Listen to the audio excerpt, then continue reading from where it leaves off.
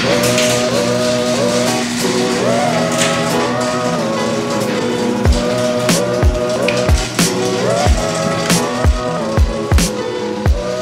t'es jamais demandé, j'achète une maison neuve ou j'achète une maison usagée? Ben aujourd'hui, je vais répondre à ça. Les 20 avantages d'acheter une maison neuve. Alright? Let's go, on parle de travail. J'ai déjà travaillé chez Maison La Prise. Ça, c'est comme Maison Bonneville. Des maisons préfabriquées en usine, puis qu'on délivre chez le client. Fait que je faisais ça avant de faire Remax. Fait qu'à un moment donné, je me suis dit, bon, ben, c'est assez de vendre des maisons neuves, on va aller vendre des maisons usagées. Puis entre-temps, là-dedans aussi, en vendant des maisons usagées, ben, tu vends aussi des maisons neuves. Fait que c'est ça que je vais parler matin. Pas les pour, les contre, là. Je vais faire les 20 avantages d'en acheter une neuve. Puis après ça, je vais faire une autre vidéo. Je sais pas combien, là. 10, 15, 20 inconvénients d'en acheter une neuve. Bon, ben, l'avantage numéro 1, la personnalisation de la propriété. Quand tu achètes une maison neuve, ben, c'est sûr que tu peux la personnaliser pas mal comme tu veux. Pas tout le temps comme tu veux, mais tu peux en faire bien plus que quand tu achètes une maison usagée. Exemple, tu peux faire construire tout de suite ta maison avec des appareils, exemple spécial, je veux dire, des planchers chauffants. Ça pourrait être ça. Ça pourrait être, là, tu sais, il y a des petites craques des fois, là, en dessous, là, des cabinets dans la cuisine. Fait que tu passes le balai, tu l'amènes dans le coin, tu pèses sur le bouton, ça se ramasse. Fait que ça, il faut que ça soit pensé avant, hein, de commencer à faire les planchers et tout ça. Tu as besoin des docks là, qui sortent partout. Si tu veux avoir des airs climatisés centrales, ben là, oui, c'est pas mal certain que tes docks, faut qu'ils soient faits. Mais exemple, que tu veux avoir ton garage avec l'air climatisé aussi central, ben tu peux le demander. Encore là, ça dépend du contracteur, tu sais. Mais quand tu fais faire une maison neuve, exemple tout seul, juste toi, oui, tu pourrais même faire ça, là. Garage, l'air climatisé, tu pourrais même mettre un plancher chauffant là-dedans. L'avantage numéro 2, possibilité de choisir l'emplacement. Exemple, un nouveau projet. Est-ce que tu veux choisir ta maison qui est dans le début du projet ou à la fin du projet? Au début, tu as bien des gens qui passent, mais à la fin du projet, c'est tranquille, tu as moins de gens qui passent, mais il faut que toi, tu te rendes jusque-là à chaque jour. Tandis que celui qui reste au début du projet, il rentre, il sort. Fait que ça dépend c'est quoi tu veux. Il y a des gens qui vont choisir l'emplacement. Exemple, c'est une rue qui tourne comme ça en L. Ben, la personne, elle va penser, bon, ben, moi, je veux le coucher du soleil, exemple, dans mon salon. Ben, tu regardes les positions des maisons, tu regardes le soleil. Moi, je veux le soleil dans ma cour. D'autres, ils veulent le soleil, exemple, dans la chambre à coucher. Ça dépend de ton mode de vie, t'sais. L'avantage numéro 3, c'est que tu vas avoir une possibilité de construction sur mesure. Ça veut dire que tu prends ton plan, comme nous, chez les Maisons La Prise, c'est ça qu'on faisait. Tout le monde faisait ça. Ils achetaient un 3 chambres, un 2 chambres, puis là, ils nous faisaient agrandir une des chambres. Fait que ça faisait une longue chambre ou on a rajouté une 3e. Ça, il y en avait plein de ça. Fait que ça, tu vas pouvoir faire ça quand tu achètes une maison neuve. Tu vas pouvoir ajouter un 2e garage ou juste en ajouter un, ou peut-être même l'étirer, le rendre plus large ou plus long. Tu peux rajouter une 3e chambre, une 4e chambre. Ouais, tu peux pas mal tout faire, habituellement. L'avantage numéro 4, possibilité de négociation. Ça veut pas dire négociation par rapport au prix de vente, mais tu vas pouvoir négocier les choses qu'il y a dans la maison. Par exemple, tu veux un gros robinet qui coûte 1200 $, là, tu sais. Fait que tu vas pouvoir négocier peut-être ça. Exemple, tu veux des luminaires spéciales, ben, tu vas pouvoir en avoir. Exemple, là, la personne, le contracteur, il te met juste 2 petites lumières dans la cuisine en dessous de l'évier, mais toi, t'en veux 4. Tu le demandes, tu peux le faire faire. Tu peux aussi négocier d'autres choses. Exemple, la finition de ta salle de bain en bas. Ou, exemple, on va rajouter une clôture. On va faire des gouttières. Parce qu'il y a des maisons neuves, souvent, qui se vendent. Les gouttières ne sont pas incluses. Ou la clôture en arrière n'est pas incluse. Le sous-sol ne sont jamais inclus. Pour les gens qui ne savent pas, là, on n'achète pas de maison neuve avec le sous-sol déjà terminé, là. Oui, ça se fait, puis oui, on peut le faire. Mais habituellement, quand on annonce un prix, c'est sans le sous-sol, terminé à rien, là. Il n'y a même pas de la pelouse, souvent. L'avantage numéro 5 qui est quand même pas à négliger, moins de rénovation. Ben ça, c'est sûr que tu viens d'acheter une maison neuve. Fait que tu vas me dire, ben c'est certain, c'est nul. Fait que oui, c'est un avantage, mais il n'y a rien à dire là-dessus. C'est juste un avantage. Tu as moins de choses qui vont briser dans les prochaines années, espérons, qu'une maison usagée qui arrive là, que tu ne sais pas qu'est-ce qui se passe. Point numéro 6, il est quand même un peu comme le numéro 5, c'est moins d'entretien initial. Exemple, tu achètes une maison usagée. Ça arrive souvent que avant de déménager, tu aimerais ça faire ci, tu aimerais ça faire ça, pour rénover quelque chose, rénover d'autres choses. Souvent, les gens ne peuvent pas parce que le vendeur, il quitte puis l'autre, il rentre tout de suite. Souvent, ça arrive que tu n'as pas la possibilité de le faire. Il faut que tu déménages puis tu le fais en même temps que tu as déménagé. Ça. Fait que ça, c'est quand même une bonne chose. Si tu as moins d'entretien initial à faire. Fait que ça veut dire que tu arrives dans ta maison neuve, ben, tu commences à mettre ton stock, tu commences à déménager. C'est un gros plus déjà. Ça. Une chose de moins à faire. Point numéro 7, conformité aux normes d'aujourd'hui. Ça, c'est très bien. C'est sûr que tu achètes une maison de 1980, ça vient avec les normes de 1980. Quand tu achètes une maison d'aujourd'hui, ben, c'est avec les normes d'aujourd'hui. En théorie, c'est supposément que ta maison neuve, elle garde quand même mieux sa chaleur, son air climatisé comme l'air froid, dans la maison que les anciennes. Elles sont plus étanches, mettons. Ça, c'est un exemple. Un autre exemple aussi, les plus vieilles maisons, les murs sont plus minces, moins isolés aussi que les nouvelles maisons. Fait que la maison neuve, elle va être aux dernières normes de sécurité, up to code qu'on appelle, ce qui est très bien, parce qu'à chaque fois qu'on avance en année, on apprend, l'être humain, avec nos erreurs, des expériences, tout ça, fait que le code de construction, veut pas, il s'en vient de mieux en mieux. Fait que, supposément, théoriquement, que si tu achètes une maison 2024, est mieux que 1970. Il y a encore des gens qui vont me contredire là-dessus, mais moi j'y crois, là, que les rénovations, les constructions qui se font aujourd'hui sont supérieures à l'ancien temps. Je parle de la qualité égale, là, OK? Je vous vois venir, là. Non, il y a telle affaire, on construisait mieux dans le temps. Oui, je le comprends. Mais je parle à qualité égale, là, mettons. Bungalow égal, on ne vous cherche pas. T'sais. Point numéro 8, qui est quand même très important, c'est les garanties. Avec une maison neuve, tu as des garanties, mais pas juste sur la maison, mais sur les items aussi à l'intérieur. Puis tu as aussi sur la garantie sur la main-d'œuvre. Fait que ça, c'est comme excellent.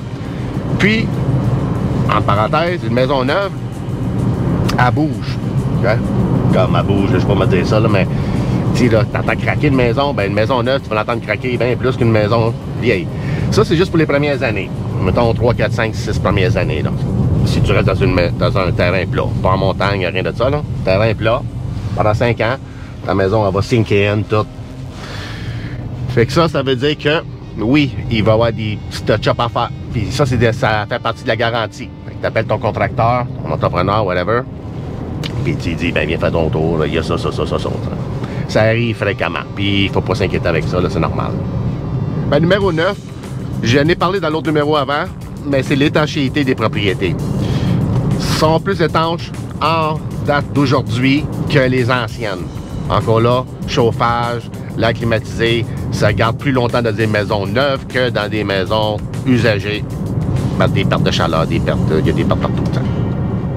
Avantage numéro 10, peut-être pour du monde, c'est pas grave, c'est pas important, mais pour d'autres mondes, ça l'est. C'est le prestige d'avoir une maison neuve. Quand tu arrives dans une maison neuve, c'est que tu rentres dedans, puis je le sais, là, les gens font ça, comme, c'est différent qu'une maison usagée. Une maison usagée, ça a été habité par d'autres mondes avant. C'est différent, très différent. C'est pareil comme une voiture. Une voiture neuve, voiture usagée. Pour ceux qui ont déjà eu une voiture neuve, on voit la différence, là. T'sais, même si c'est la même voiture, 2 ans plus vieille, c'est pas pareil, t'sais. Puis c'est sûr que tu te sens comme ça. Habituellement, je suis pas encore là, je généralise. Mais quelqu'un qui a travaillé fort, qui s'est acheté une maison, puis elle est brand new, elle est neuve, ben, c'est certain qu'il est content, j'imagine. 11e avantage d'avoir une maison neuve, c'est l'économie d'énergie. Effectivement, comme que je parlais tantôt, les maisons sont plus étanches, scellées, là. Fait que ça va te coûter bien moins cher d'air climatisé, de chauffage, au fond d'énergie au complet. Les toitures sont mieux isolées, les murs sont mieux isolés, les fondations sont mieux faites. Tout ça au complet, ça va t'économiser de l'énergie. 12e avantage d'acheter une maison neuve, ben c'est que tu peux avoir de la technologie moderne. Ça veut dire quoi? J'en ai parlé un peu tantôt. Si tu décides d'avoir, par exemple, des planchers chauffants, tu vas pouvoir le demander là. J'ai des gens que je connais que tu pèses sur un bouton, puis les rideaux, ils montent, puis ils descendent. C'est bien. Fait que, toutes des petites affaires que tu peux upgrader comme ça avec la nouvelle technologie. Quand tu construis ta maison, c'est plus facile à construire puis planifier ta salle de bain, comment elle va être, style spa avec un paquet de gadgets, que tu arrives d'une maison usagée. Bon, OK, ben, je peux ouvrir la chambre puis je peux faire ça. Oui, ça se fait, tu peux le faire, tout est faisable, mais c'est pas pareil. Comme les cuisines d'aujourd'hui, c'est quasiment des cuisines de restaurant avec un paquet de gadgets, paquet d'options. Fait que ça, c'est bon quand c'est pensé avant de le faire par après. J'ai déjà vu des gens qui sont allés au magasin s'acheter un frigidaire. Tu sais, ce que tu fais sur un bouton, puis tu mets un verre, puis de l'eau dedans, là. Après qu'il se l'ait fait livrer, là, il dit « Oh! C'est vrai, j'ai pas de plomberie pour ça, moi, là. » Ben, c'est ça. Un exemple bien simple, c'est celle-là. Un 13e avantage qui peut être bon, il y a certains contracteurs qui offrent des financements simplifiés. Fait que ça peut être un plus pour toi. Si tu as la misère avec une banque, d'avoir un prêt, j'en ai déjà vu, qu'avec des contracteurs, ils peuvent faire quelque chose. 14e avantage d'acheter une maison neuve, c'est que tu vas avoir moins de compétition. Tu vas avoir moins d'acheteurs qui vont se battre pour la même maison. Pourquoi? C'est assez simple. Les maisons neuves sont quand même plus chères. T'es que de là. Quand c'est plus cher, tu vas avoir moins de monde. Puis, pourquoi aussi tu vas avoir moins de monde? C'est pas juste une question de prix, là. C'est à cause des secteurs. Exemple, les nouveaux secteurs, habituellement, sont où? Sont loin du centre. Parce que le centre est déjà bâti. Fait que, si les nouveaux secteurs sont loin du centre, théoriquement, la demande des maisons est dans le centre. Fait que si le contracteur va bâtir là, ben, t'as moins de compétition parce que c'est éloigné. Fait que c'est éloigné, puis les prix sont plus chers, moins de compétition. 15e avantage d'acheter une maison neuve, que c'est pas à négliger du tout. Plus de sécurité. Ça veut dire quoi? Quand tu achètes une maison neuve, tu as bien moins de chances qu'il y a quelque chose qui brise ou une surprise qu'une maison usagée. Donc, quand tu achètes une maison neuve, habituellement, tu t'en vas te coucher, tu dors bien tranquille. Salut! Ouais, le plein, le dernier. Rempli de suprême. Suprême, ouais. Le 16e point, quand même très simple, c'est fraîcheur, tout sent bon. C'est vrai, quand tu achètes une maison neuve, tu rentres là, puis tout sent bon. Il n'y a pas d'odeur, des vieilles odeurs des anciens proprios, ou du chien de l'ancien propriétaire, ou du chat, ou de ses oiseaux, whatever, qu'est-ce qu'il y avait dans la maison, tu sais. Tu arrives à une maison neuve, ça sent le bois, ça sent tout clear, tu sais, clean. T'sais, on pense souvent qu'une maison usagée, elle sent à cause des anciens propriétaires parce qu'ils n'ont pas nettoyé ou quelque chose, mais c'est pas ça. C'est pas ça du tout, là. Souvent, juste la maison, parce qu'elle est vieille, ça va sentir. Comme. Fait qu'il faut pas non plus être négatif avec des vieilles maisons parce que c'est pas le cas. T'sais, c'est pas parce que le monde se laisse aller, c'est pas ça du tout, ça. L'avantage numéro 17. Communauté en développement. Quand je dis en développement, c'est bien ça. C'est que c'est en train de se développer. Fait que de plus en plus que le temps avance, de plus gros que ça va venir, il va y avoir de plus en plus de gens, de plus en plus de services. Tu as le projet qui est en train de grandir. Fait que c'est certain que les premières années, tu vas avoir de la machinerie, tu vas avoir des ouvriers, ça va faire du bruit, tout ça. Mais tu as une nouvelle communauté qui est en train de se créer, tu sais. C'est un gros plus, si c'est ça que tu cherches. Numéro 18, confort moderne. Là, c'est quoi un confort moderne versus un confort de l'ancien temps? Anciennement, on était correct avec une petite chambre à coucher de 7 par 6, avec un petit lit grand de même, avec des petites portes, avec un petit deck. C'était comme ça. Aujourd'hui, c'est tout est gros. Un gros deck. L'îlot, il est à peu près 15 pieds. J'exagère. Le garage, il y a lui 1, 2, 3, 4, 5, 6. 6 voitures. Ben là, je suis à côte d'Azur, c'est normal. Mais un parking de 6 voitures. Tu comprends? Fait que ça dépend c'est quoi tu cherches dans la vie, là. Aujourd'hui, avec une maison neuve, là, tu peux facilement avoir une cuisine à air ouvert, avec le salon de là, le patio, accès au garage là-bas. Tu peux tout avoir au complet, là, tu sais. J'ai même vu des cuisines. Ça, là, c'était fou, là, c'était fou. C'était des armoires, mais il y en a une des armoires, c'était une porte Fait que tu ouvrais ça, puis tu rentrais dans une chambre en arrière de la cuisine. Là, j'étais comme, qu'est-ce que c'est ça? Tu rentres là, puis la madame, elle avait tout placé toute sa bouffe, là, tout ton canage, tout. Incroyable, incroyable. Fait que ça, il faut le faire avant que la maison soit faite, parce que si tu commences à faire des grandes rénovations comme ça d'une maison usagée, un, c'est pas toujours faisable. Deux, ça va te coûter une fortune. Puis souvent, quand on change juste comme une partie de la cuisine, ben souvent, il faut aller avec les planchers, l'électricité, tout. Regarde, tu finis plus, là. Fait que oui, ça, c'est un plus quand tu achètes ça neuf pour ça. Aujourd'hui, nos îlots là, de cuisine, t'as l'îlot, puis t'as une section en plus déjeuner avec 4 bancs. Fait que ça te prend de l'espace, là, habituellement, pour ça, t'sais. Il y a des gens qui aiment ça avoir la chambre à coucher des maîtres, exemple, avec accès à la salle de bain, bien sûr, mais avec un walk-in. Comme ça, c'est correct. Fait que 1, 2, 3. Mais j'ai déjà vu aussi un petit salon à côté.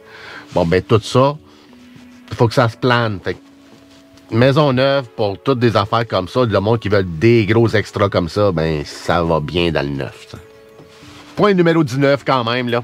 Ça allait un peu avec tantôt, qu'est-ce que je disais, prestige. Ça te donne quand même une satisfaction personnelle. Quand tu as une maison neuve, c'est plus que le prestige, tu as une satisfaction aussi personnelle.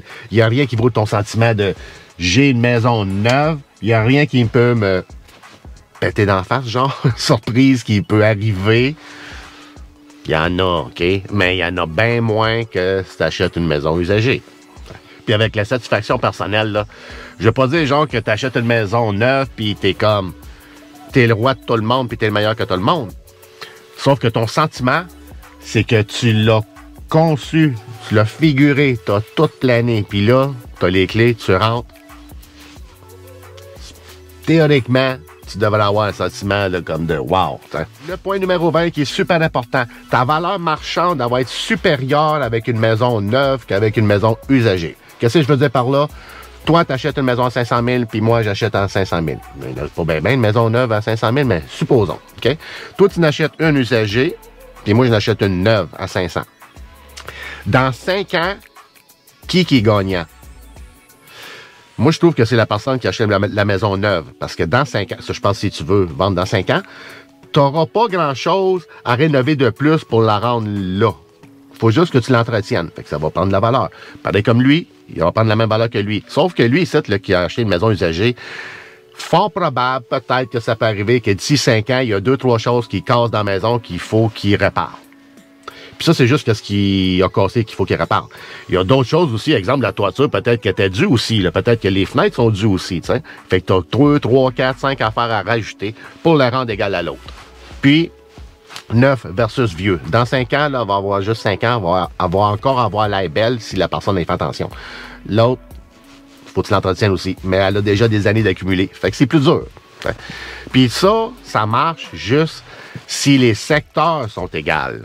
Au même secteur. Tu sais, tantôt, j'ai dit les maisons neuves sont plus dans des secteurs éloignés. Ben c'est ça. Si moi, j'achète, exemple, dans le centre-ville de Hall à 500 000 usagers, puis toi, tu achètes une neuf à une demi-heure d'ici, ben c'est certain que la mienne, même si elle est vieille, elle va prendre plus de valeur que la tienne, qu'elle est neuve, qui est loin. Parce que le secteur, c'est toujours le numéro 1. Après ça, c'est le prix, puis la maison, puis All right? Fait que c'est ça que je voulais discuter aujourd'hui. La prochaine vidéo qui va s'en aller dans une couple de jours, je pense que c'est celle-là ou l'autre après, en tout cas, ça va être les côtés négatifs, tu sais, des inconvénients d'acheter une maison neuve. Là, vous allez pouvoir faire les pour et les plus et nanana, alright? Fait que ça va être ça que je peux t'aider aussi à acheter des maisons neuves. Fait que c'est pas parce que je vends des maisons usagées que je peux juste vendre ça, alright? Que je travaille 7 jours par semaine, ceux qui ont besoin d'aide, appelez-moi, je suis toujours là. Merci, bonsoir.